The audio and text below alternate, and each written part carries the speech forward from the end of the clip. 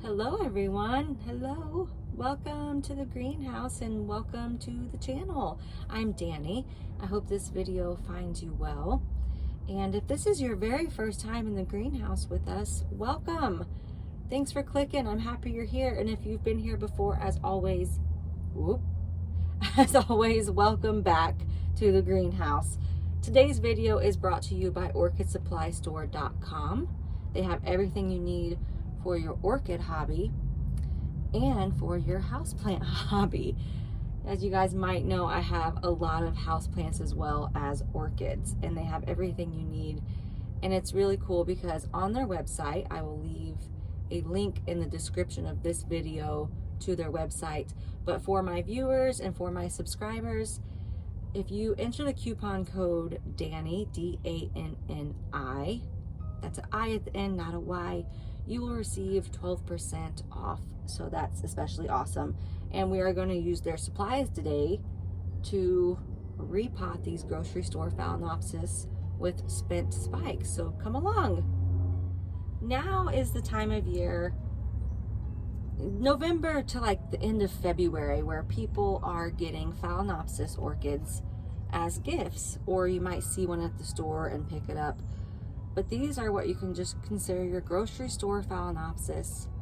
And in the next few months, or you might already start seeing this, your flower spike is turning yellow. All of the blooms have dropped and your flower spike is turning yellow, and you're thinking your orchid is dying. I promise you, your orchid is not dying. Unfortunately, they do not stay in bloom forever. They can stay in bloom for a very long time, but this spike is just dying. The whole plant itself is not dying.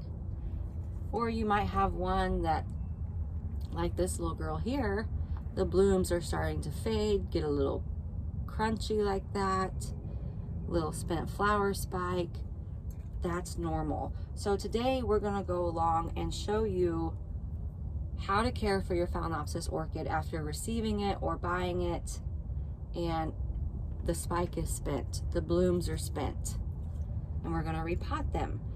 Two main reasons I want to repot these are, one, if they come in moss, I really don't like how packed this moss is, and you guys are going to be surprised how much moss comes out of this little bitty pot. And eventually it just ends up smothering your roots to death. And another one being with this one here, it's in bark, but you can still see the plug that it comes in as a seedling. And I don't like that plug because what eventually happens is it rots out the middle of the roots. So I want to get it out of there. So the first thing we're going to use is alcohol. This is just rubbing alcohol. I just recycle this bottle, and you're going to sterilize whatever cutting tools you're going to use. Let that be your first step. And let's work on the little one first. Let's do this little one first, because I think you guys really are going to be surprised with how much moss is going to come out of that itty bitty pot. Take that out of there. So you're going to go ahead and cut your flower spike, and I'm going to cut it just right here. And cutting that flower spike is going to give that phal just energy to start, growing its new leaves, growing its new roots, because these are winter blooming Phalaenopsis that you receive from your grocery stores. And so they bloom in the winter time. And when they're not in bloom, they really just want to kind of focus on growing some new roots, some new leaves. And then when that cold weather comes back around, they'll start spiking for you again. So let's take off all of this moss.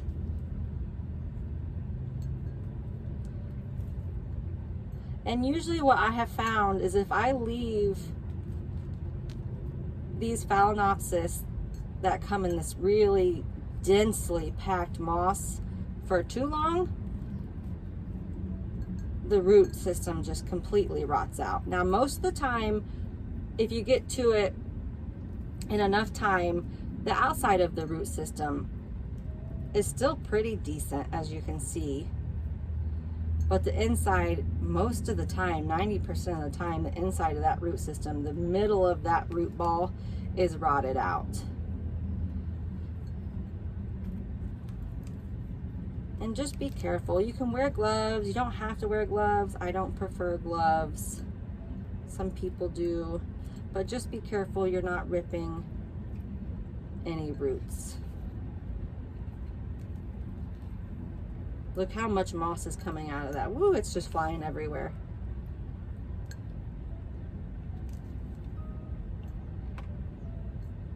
So this one is not looking too shabby at all.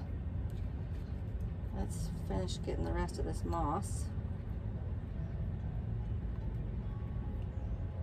So just very few rotted roots. I really like to get up under here and get that moss out from there, so the stem, the core, those little roots emerging right there doesn't rot.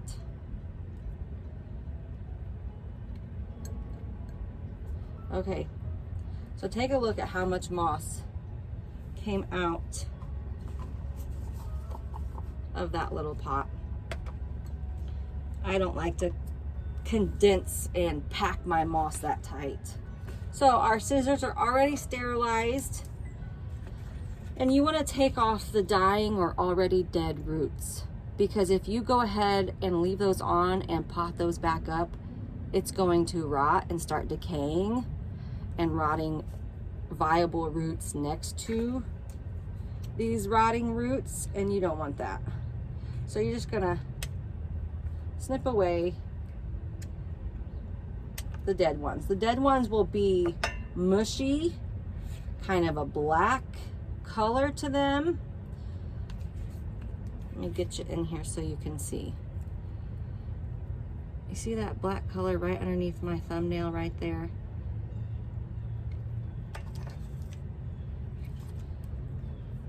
I don't want to cut that whole root off, so I'm just going to pick with my nails, should I say. That's why I don't wear gloves. Everything else looks pretty decent on this one. Okay, I'm gonna leave everything else. Not a bad little root system. Let me clean up my workspace. I am gonna sanitize. Some people use hydrogen peroxide to do this part. I just use alcohol. Alcohol, if there are any pests, will eliminate them very, very quickly. So now that that's done, we're going to choose a pot size. I have several different pot sizes from orchidsupply.store.com, and it looks like we're going to go with the smaller one right here. Plastic is a really great option if you're not an overwaterer, because the plastic does hold moisture in the media for that root system longer. And plastic is a great option so you can look in and see how that root system is doing. So we have, I'll show you here without knocking this little thing over. I have a mixture of bark and perlite and some moss from orchidsupply.store.com. This is little pieces of bark. I really like the little pieces really well. And I've got this moss that I'm going to just, it's long fiber moss. So I am throwing that stick out of there is what I'm doing. Kind of just tearing it in pieces, making it smaller so it'll mix with this bark and perlite mixture a little better.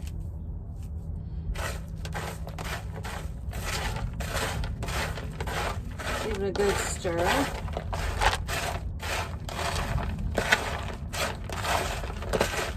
Now you can repot your Phalaenopsis in a lot of different kind of medias. But if you don't like to water so often, you can put it in all moss or a little moss bark mixture like I am doing. Or you can put it in pebbles. I have some that are in pebbles. You just have to water them a lot more frequently. So I'm going to take this little girl out of here and I'm going to put a bottom layer of this mixture in. Kind of pack it down in there just a little bit. We're going to set that girl in there. And you want to be careful that you're not potting your orchid too high, like you're putting that mixture in there too high and then your orchid sets too high and it'll be top heavy. You don't want to do that. So just kind of use your own judgment on how it's going to look, how it should look. And you're going to just start filling in around those roots, being gentle so you're not breaking off, snapping off a root.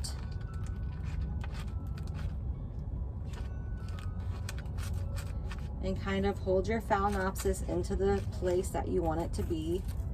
Because some people like them straight in the middle, some people like them hanging over. I prefer mine just growing straight up if I can.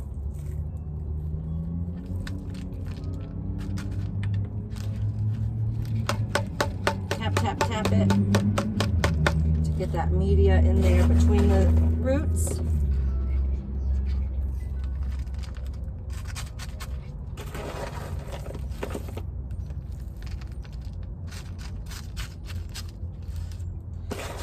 Now, when I repot my Phalaenopsis orchids, I do not like to go really far up. I like to have some breathing room around the base of the orchid. I have just found in my experience that it helps prevent rotting. And you know, as you're watching YouTube videos, learning about caring for orchids, any type, any form, always take into consideration that when growing orchids, along with myself, I am giving you the advice that I have experience with that has worked best for me and my growing environment. Everybody has different growing environments. Now she's done. And as you can see, into that root system. Let's move on to the next one. This one here is in a bark media. Let's sanitize our scissors again, because we're gonna cut that flower spike off. We're gonna cut her off.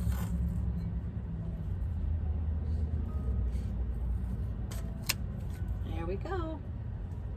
She's down. Take the stick out of there. And these that come in bark are a lot easier to unpot than moss. Moss just seems to be so much more messy. If your roots are sticking to your side, just gently kind of squeeze your pot around. And most of the times that works like a charm. You can see some mold happening. So it looks like that bark is kind of just breaking down. I'm gonna gently start tapping that bark out of there. And eventually you'll be able to see this plug that I'm talking about at the beginning of this video that I want to get off of this Phalaenopsis. This is a Phalaenopsis that my daughter bought me for my birthday in November, early November, Veterans Day.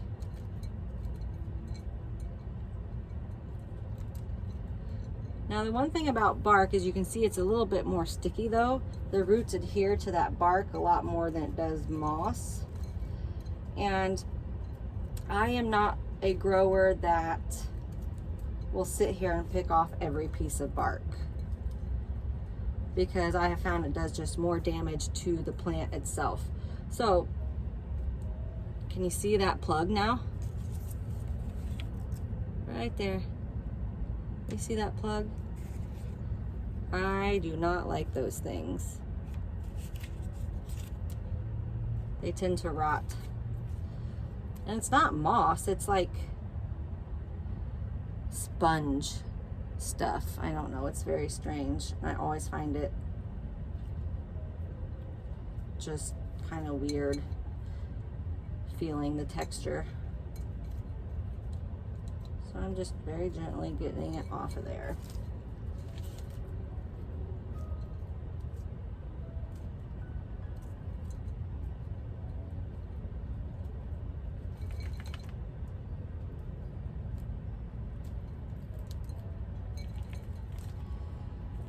I won't worry about getting every piece of it off. I just want to get that main big plug off. There we go. Better.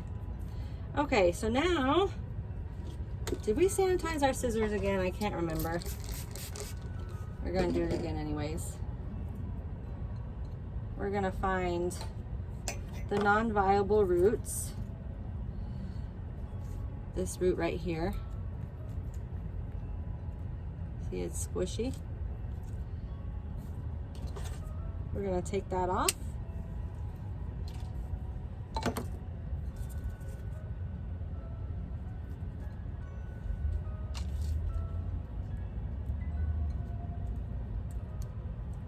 There's another one.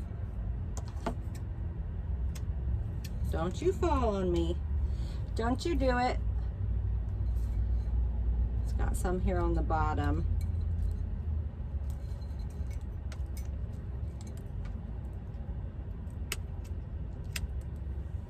There we go. Not too many though. Fantastic.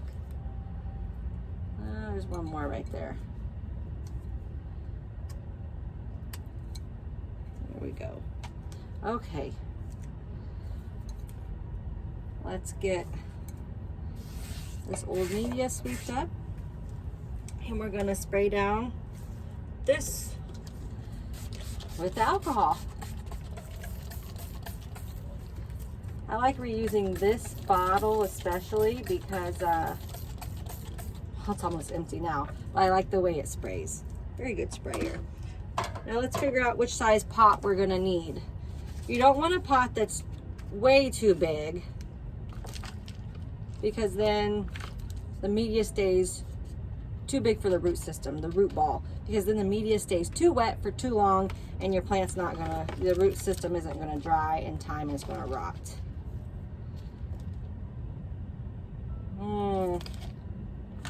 Yeah, we're gonna go with this one. We're gonna go with this one, I think. I can't make up my mind. Nope, we're gonna go with that one. Okay, so let's put a little bottom layer of media in there.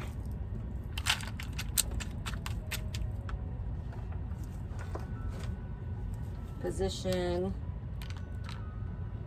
our Phalaenopsis in there. And you're just gonna start feeling around it again.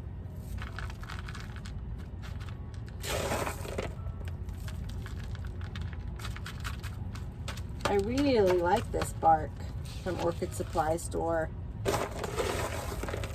They have a bunch of various sizes on the website, so if you do prefer chunkier mixture, they do have that as well.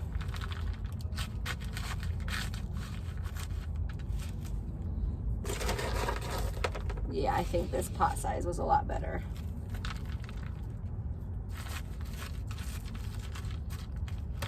Give it a good tap.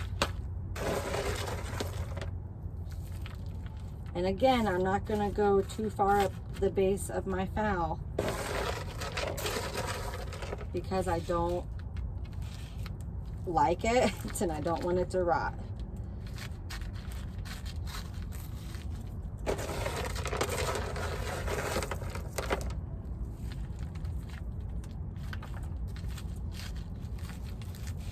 I'm gonna put a little bit more in there. You want to make sure you're getting in between those roots the best that you can.